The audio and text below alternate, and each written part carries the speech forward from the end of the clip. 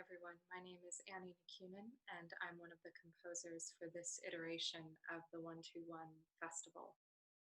And I'm so grateful to have been paired with the incredible violinist Camilla Caldwell, who will be performing my piece, The Sound of Space Between Us, for multi-tracked violin.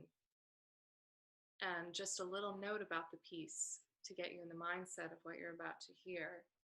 I think when two people are connected, there's a sound world within the silence between them.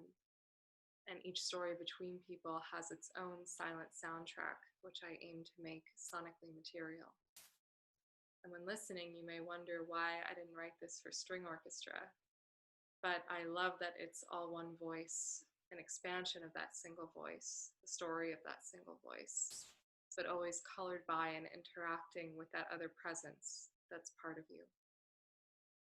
So I invite you, as the title suggests, to think about if you've experienced space separating you and someone you love for whatever reason, and what that would sound like if it had a sound.